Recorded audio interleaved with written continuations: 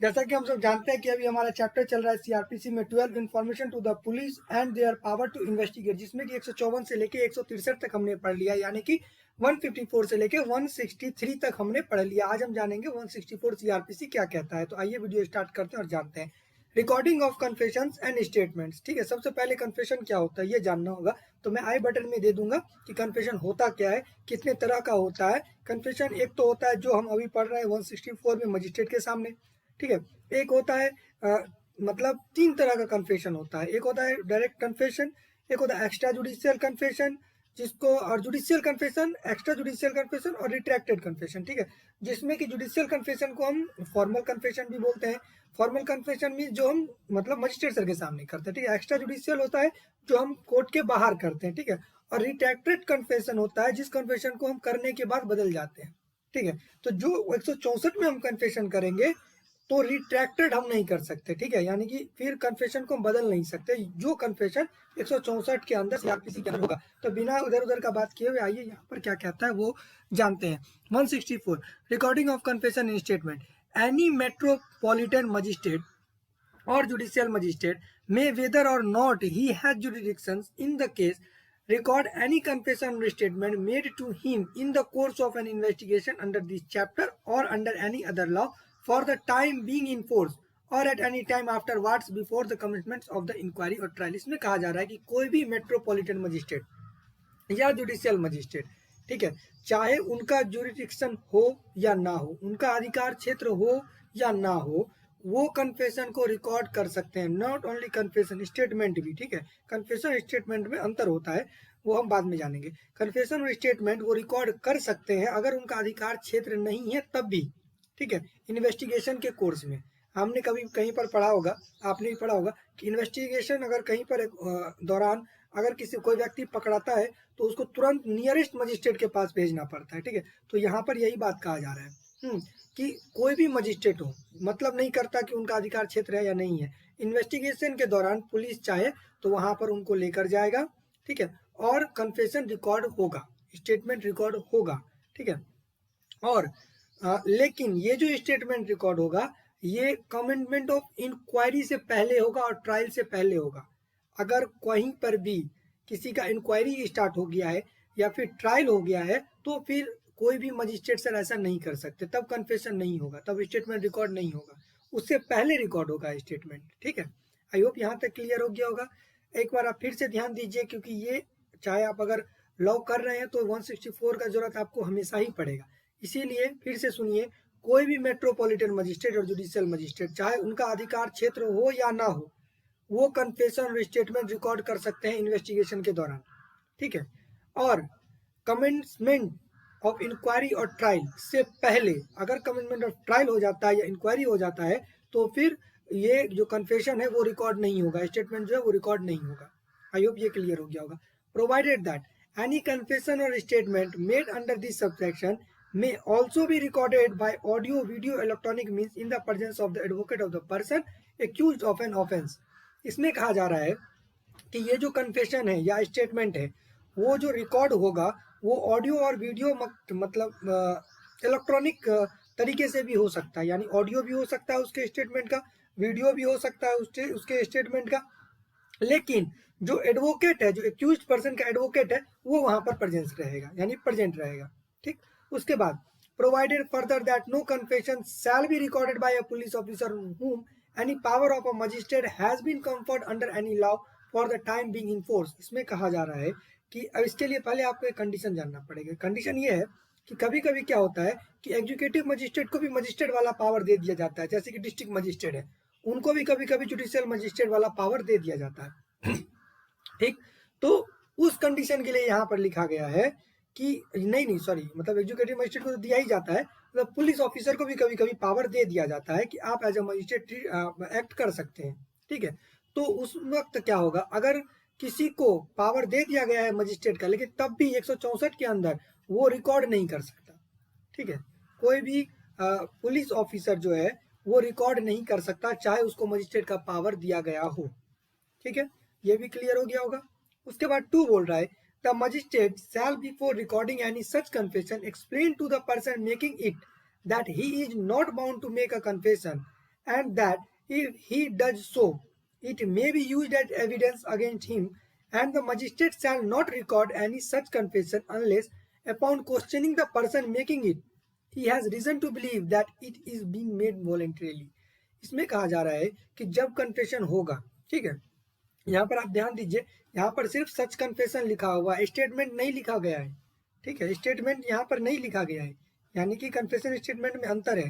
Confession जब record होगा, record करने से पहले जो मजिस्ट्रेट हैं वो क्या करेंगे, उस व्यक्ति को जो कन्फेशन देगा उसको एक्सप्लेन करेंगे कि ये जो तुम कर रहे हो, ये जो तुम बोल रहे हो, ठीक है, ये तुम बाउंड नहीं हो, तुम अपना कन्फेशन करने के लिए तुम बाउंड नहीं हो।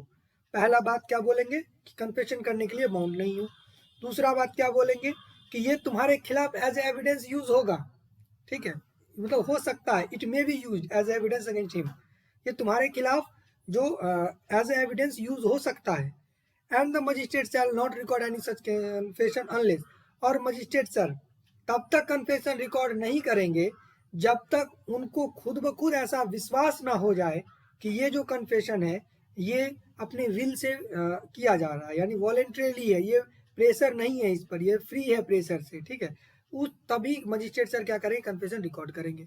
ठीक, पहले क्या करेंगे, उसको बताया जाएगा कि ये तुम्हारे खिलाफ यूज हो जाएगा, तुम बाउंड नहीं हो, ठीक है, तुम चाहो तो नहीं भी कर सकते हो। और उसके बाद भी अगर मजिस्ट्रेट सर को पूरा सेटिस्फाइड हो जाएंगे मजिस्ट्रेट सर कि हाँ ये अपने मन से ऐसा काम कर रहा है, फिर रिकॉर्डिंग होगा कन्फेशन का। थर्ड बोल रहा है, if at any time before the confession is recorded the person appearing before the magistrate state that he is not willing to make the confession, the magistrate shall not authorize the detention of such person in a police custody। अब आदमी confession करने के लिए आया, अब उसका मन हो गया कि जब वो मजिस्ट्रेट सर के सामने गया और वो बोलता है कि मेरा मन नहीं है कन्फेशन करने का, ठीक है, तो मजिस्ट्रेट सर के पास ये ऑथराइज या ये पावर नहीं है कि वो उसको पुलिस कस्टडी में भेज दे, ठीक है, आई होप ये क्लियर हो गया होगा। उसके बाद 4 बोल रहा है, any such confession shall be recorded in the manner provided in section 281 for recording the examination of an accused person and shall be signed by the person making the confession। इसमें कहा जा रहा है कि जो भी कन्फेशन रिकॉर्ड किया जाएगा वो 281 सीआरपीसी के हिसाब से किया जाएगा, ठीक है, जो भी हम 281 पढ़ेंगे तब पढ़ेंगे, ठीक है, उसके हिसाब से यहाँ पर जो कन्फेशन है वो रिकॉर्ड किया जाएगा, और जो व्यक्ति कन्फेशन करेगा उसका सिग्नेचर भी लिया जाएगा, ठीक है, जो डॉक्यूमेंट होगा उस पर उसका सिग्नेचर होगा।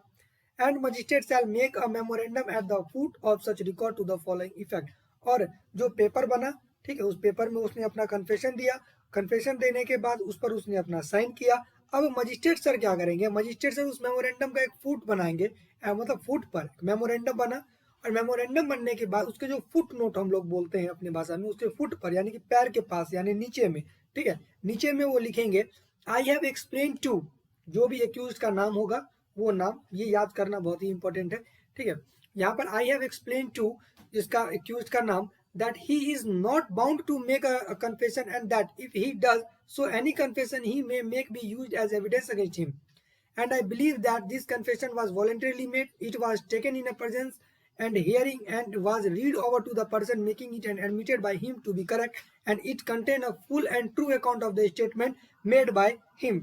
समझ गए, ठीक है, तो ये फुट जो नीचे मतलब जब मेमोरेंडम बनेगा उसका कन्फेशन हुआ, उस पर सिग्नेचर हुआ, उसके बाद नीचे में ये एक लिखा जाएगा और वहां पर मजिस्ट्रेट सर का साइन होगा, सिग्ड ए बी मजिस्ट्रेट, ठीक है, यहाँ पर साइन होगा। आई होप ये क्लियर हो गया होगा। इसका मतलब आप समझ ही गए होंगे कि मैंने इस व्यक्ति को जो भी नाम है उसको ये बताया है कि तुम बाउंड नहीं हो कन्फेशन करने के लिए, और फिर भी तुम कन्फेशन जो कर रहे हो वो तुम्हारे खिलाफ इस्तेमाल हो सकता है एज एविडेंस, ठीक है, और उसके बाद मुझे यह विश्वास हुआ कि यह आदमी वॉलंटरली यानी कि अपने मन मर्जी से ये कन्फेशन कर रहा है उस, और ये सब जो हियरिंग हुआ है, ठीक है, वो ये सब मैंने उसको बताया है, और इस आदमी ने और जो यहाँ पर लिखा गया है, ठीक है, जो हमने मतलब इस पर जो लिखा गया, जो भी वो स्टेटमेंट दिया, कन्फेशन दिया, मैंने उसको पढ़कर सुनाया है, और वो आदमी एडमिट करता है कि जो भी मैंने उसे सुनाया है वह सही है, ठीक है, और वो अपना जो भी स्टेटमेंट है वो उसके द्वारा ही मतलब लिखा गया है या बताया गया है, ठीक है, आई होप ये क्लियर हो गया होगा, ठीक है, तो ये नीचे वाला आप याद कर सकते हैं अगर आप लॉ स्टूडेंट है तो, ठीक है। उसके बाद आइए आगे चलते हैं। 5 any statement other than a confession, made under subsection 1 shall be recorded in such manner hereinafter provided for the recording of evidence as is in the opinion of the magistrate best fitted to the circumstances of the case, and the magistrate shall have power to administer oath to the person whose statement is so recorded. इसमें कहा जा रहा है कि अब देखिए यहाँ पर मैंने पहले भी कहा था कन्फेशन स्टेटमेंट में डिफरेंस है, तो कन्फेशन को छोड़कर अब स्टेटमेंट अगर रिकॉर्ड करवा रहा है कोई भी व्यक्ति, ठीक है, तो वो मजिस्ट्रेट सर के हिसाब से जो बेस्ट होगा, जो उनके हिसाब से सही होगा रिकॉर्ड करने का तरीका, उस तरीके से वो रिकॉर्ड करेंगे। ये मजिस्ट्रेट सर का अपना पावर है, उनके हिसाब से जो भी उनको सही लगेगा वो करेंगे, उस हिसाब से रिकॉर्ड करेंगे स्टेटमेंट को। और अगर वो चाहें तो वो मतलब उसे शपथ भी दिलवा सकते हैं, उस स्टेटमेंट के लिए वो शपथ दिलवाने के बाद स्टेटमेंट रिकॉर्ड करेंगे, ये उनका पावर है। अब आप बोलेंगे तो फिर अदर देन कन्फेशन, इसीलिए यहाँ पर कन्फेशन लिखा गया है क्योंकि ओथ जो लिया जाता है, जो दिलवाने का पावर है, वो सिर्फ और सिर्फ स्टेटमेंट में है और अदर मतलब चीज में है, ठीक है, लेकिन कन्फेशन में नहीं है। अगर कोई व्यक्ति अपना कन्फेस करता है, कोई भी चीज अपने बारे में ही करता है, तो फिर वो उस मैटर में उसको कसम नहीं खिलाया जाएगा, ठीक है। आई होप ये क्लियर हो गया होगा। हाँ, अगर कसम खिलाना है तो वो कन्फेशन ही स्टेटमेंट में आप कसम खिला सकते हैं। उसके बाद 5A, ये 2013 में जोड़ा गया था, ठीक है। क्लॉज ए बोलता है in case punishable under section 354, 354A, 354B, 354C, 354D sub section 1 और sub section 2 of section 376, section 376A, section 376B, 376C, section 376D, section 376E और Section 509 of the Indian Penal Code. The judicial magistrate shall record the statement of the person against whom such offence has been committed in a manner prescribed in subsection 5 as soon as the commission of the offence is brought to the notice of the police. इसमें कहा जा रहा है कि judicial magistrate 164 के अंदर, ठीक है, जल्द से जल्द, ये जो ऊपर हमने सेक्शन पढ़ा है इसमें रेप है, एसिड अटैक है, मोलेस्टेशन है, जो भी महिला के खिलाफ अगर जो भी अपराध हुआ है तो ये जल्द से जल्द रिकॉर्ड किया जाएगा, इतने जल्द से जल्द रिकॉर्ड किया जाएगा जब वो पुलिस को पता चला, नोटिस हुआ पुलिस को, ठीक है, तो पुलिस के नोटिस होने के तुरंत बाद ही जितना जल्दी हो सके जुडिशियल मजिस्ट्रेट के पास उसका बयान रिकॉर्ड करवाया जाएगा 164 5A के अंदर, ठीक है। उसमें यही मतलब यही कहा गया है, provided that if the person making the statement is temporarily or permanently mentally or physically disabled, the magistrate shall take the assistance of an interpreter or a special educator in recording the statement. अगर जो व्यक्ति मतलब जो हमने ऊपर just पढ़ा 5A के बारे में ही अभी बात हो रहा है, ठीक है, तो जो व्यक्ति महिला है उसके खिलाफ अगर कोई अपराध हुआ है, जो ऊपर हमने सेक्शन पढ़ा उसमें, तो और वो जिसके खिलाफ हुआ वो लेडीज, वो जो लड़की है वो मेंटलिटी और फिजिकली डिसेबल्ड है, या तो टेम्पोररी या तो परमानेंटली, तो मजिस्ट्रेट सर क्या करेंगे, एक इंटरप्रेटर या स्पेशल एजुकेटर का हेल्प लेंगे स्टेटमेंट को रिकॉर्ड करने वक्त में, ठीक है। अब मान के चलिए वो गूंगी है, वो बोल नहीं पा रही है, तो एक इंटरप्रेटर लगेगा जो उसका इशारों वाला बात कन्वर्ट करके देगा मजिस्ट्रेट सर को, फिर मजिस्ट्रेट सर रिकॉर्ड करेंगे, ठीक है। आई होप ये क्लियर हो गया होगा। उसके बाद provided further that if the person making the statement is temporarily or permanently mentally or physically disabled, the statement made by the person with the assistance of interpreter or special educator shall be videographed. अब यहाँ पर यह mandatory है कि जो व्यक्ति दिमागी तौर से या परमानेंटली या टेम्पोरली जो डिसेबल्ड है मेंटली या फिजिकली, तो वो जो स्टेटमेंट बताएगी, वो जो भी स्टेटमेंट बताएगी तो वो जो वीडियोग्राफ्ट होगा, ठीक है, जो भी इंटरप्रेटर है, स्पेशल एजुकेटर है, वो तो कन्वर्ट करके बताएगा, तो वीडियोग्राफ्ट होगा, वो जो भी कुछ बोल रही है वो वीडियोग्राफ्ट होगा। आई होप ये क्लियर हो गया होगा, ठीक है। उसके बाद B, a statement recorded under clause A of a person who is temporarily और परमानेंटली और physically disabled shall be considered a statement in lieu of examination in chief as specified in section 137 of the Indian Evidence Act 1872, such that the maker of the statement can be cross-examined on the such statement without the need for recording the same at the time of trial. इसमें कहा जा रहा है कि वो जो भी clause A के अंदर यानी 5A के अंदर जो वो बता रही है, ठीक है, जो व्यक्ति पागल है, यानी पागल मतलब फिजिकली डिसेबल्ड और मेंटली डिसेबल्ड है, ठीक है, वो व्यक्ति जो लड़की है वो अगर बता रही है तो उसको एज एग्जामिनेशन इन चीफ ही माना जाएगा, ठीक है। वो जो स्टेटमेंट दे रही है उसको क्या कंसीडर किया जाएगा, एग्जामिनेशन इन चीफ। अब आप बोलेंगे एग्जामिनेशन इन चीफ क्या होता है, मतलब जैसे आपका ही पक्ष आपको जो एग्जामिन करता है, यानी आप कोर्ट गए, ठीक है, कोर्ट जाने के बाद आपको ही जो आपका व्यक्ति जो आपको बुलाया है वही आपका एग्जामिन करता है, वही आपसे क्वेश्चन करता है, उसको बोलता है एग्जामिन इन चीफ। तो इसको स्टेटमेंट को एग्जामिनेशन इन चीफ माना जाएगा, जो कि 137 ऑफ इंडियन एक्ट में डिस्क्राइब है, ठीक है। और उसी स्टेटमेंट पर क्रॉस एग्जामिनेशन हो सकता है जब ट्रायल चलेगा, ठीक है, जब ट्रायल चलेगा तो उसी स्टेटमेंट के बुनियाद को रखते हुए क्रॉस एग्जामिन किया जाएगा, उस व्यक्ति का बार बार आना जरूरी नहीं है। आई होप ये क्लियर हो गया होगा, ठीक है। और क्रॉस एग्जामिनेशन क्या होता है? क्रॉस एग्जामिनेशन होता है जब दूसरा पक्ष हमको क्रॉस करता है, दूसरा पक्ष हमसे सवाल पूछता है, उसको हम क्रॉस एग्जामिनेशन बोलते हैं। अब ये सब कुछ क्लियर हो गया होगा। उसके बाद 6, the magistrate recording a confession or statement under this section shall forward it to the magistrate by whom the case is to be inquired into or tried। अब क्या होगा, ये जो कन्फेशन मतलब रिकॉर्ड हुआ है, ठीक है, अब आप बोलेंगे कि यहाँ पर मजिस्ट्रेट ही तो रिकॉर्ड कर रहा है, तो भेजेगा किसको? तो हमने ऊपर क्या पढ़ा था कि कोई भी मजिस्ट्रेट नहीं अरेस्ट कर सकता है। अब वो ट्रायल नहीं कर सकता, वो रिकॉर्ड तो कर सकता है कन्फेशन, ठीक है, लेकिन ट्रायल नहीं कर सकता। अब जो मजिस्ट्रेट रिकॉर्ड किया था वो मजिस्ट्रेट क्या करेगा, उस स्टेटमेंट को मतलब सील कर कर, ठीक है, इन्वेलप में, और वो भेज देगा किसको? जो इसके पास ये कॉग्निजेंस लेने का पावर है, जो इसको ट्राइड करेगा, जो इंक्वायरी करेगा, जो इसका ट्रायल चलाएगा, वैसे मजिस्ट्रेट के पास इस चीज को, इस कन्फेशन को रिकॉर्ड कर कर भेज दिया जाएगा। उसके बाद है 164A, medical examination of the victim of rape. जिसका रेप हुआ है उसका मेडिकल एग्जामिनेशन होना मैंडेटरी है, 164A में ऐसा बताया गया है। Where during the stage when any offence committing rape और attempt to commit rape is under investigation, it is proposed to get the person of the woman with whom illicit or attempt to have been committed or attempted examined by the medical expert. Such examination shall be conducted by a registered medical practitioner employed in a hospital run by the government or a local authority, and in the absence of such a practitioner, by any other registered medical practitioner with the consent of such woman or a person competent to give such consent on her behalf, and such woman shall be sent to such registered medical practitioner with 24 hours from the time of receiving the information relating to the commission of such offense। इसमें कहा जा रहा है कि अब rape का case आ गया है तो उसमें क्या होगा, उसका मेडिकल करवाना मैंडेटरी है, तो वो मेडिकल करेगा कौन? तो यहाँ पर साफ साफ लिखा गया है कि मतलब एग्जामिन बाय मेडिकल एक्सपर्ट, जो मेडिकल एक्सपर्ट होगा, ठीक है, वो कंडक्ट करेगा, यानी वो एग्जामिन करेगा। और वो जो कंडक्ट करेगा, जो प्रैक्टिशनर है, वो कैसा होना चाहिए? तो वो रजिस्टर्ड मेडिकल प्रैक्टिशनर हो, एम्प्लॉयड होना चाहिए, यानी कोई भी मेडिकल कॉलेज है, ठीक है, मतलब वो एक रजिस्टर्ड होना चाहिए, किसी मेडिकल प्रैक्टिशनर है तो वो मतलब लाइसेंस होना चाहिए उसके पास, ठीक है, वो एज अ एक्सपर्ट रजिस्टर्ड होना चाहिए कहीं भी, ठीक है, या तो उस हॉस्पिटल में वो काम कर रहा है, किसी हॉस्पिटल में काम कर रहा है, ठीक है, या तो फिर लोकल अथॉरिटी के अंदर में वो एक एक्सपर्ट है।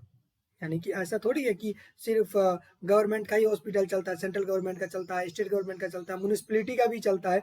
तो उस हिसाब से जो भी है वो लोकल अथॉरिटी के अंदर भी जो हॉस्पिटल है उसमें भी अगर वो एज ए एक्सपर्ट काम करता है, प्रैक्टिशनर है, ठीक है, तो वो भी ऐसा कर सकता है। उसके बाद और या तो फिर कोई दूसरा मेडिकल रजिस्टर्ड प्रैक्टिशनर होना चाहिए, ठीक है, यहाँ पर आप इतना समझिए कोई भी हो, ठीक है, एक रजिस्टर्ड मेडिकल प्रैक्टिशनर होना चाहिए with the consent of such women और a person competent to give such consent. इसमें कहा जा रहा है जिसके साथ ऐसा हुआ, ठीक है, वो कंसेंट दे सकती हैं, या अगर वो कंसेंट देने के लायक नहीं है तो उसके भी हाफ पर कोई कंसेंट दे सकता है, जो दे सकता है।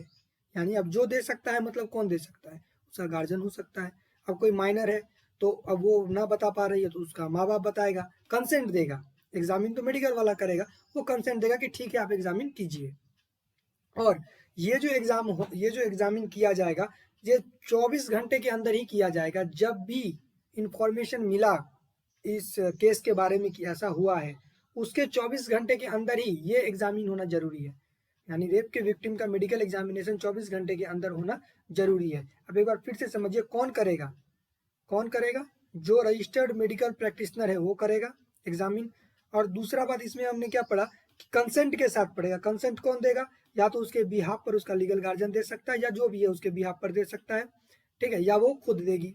उसके बाद कितने देर में होगा?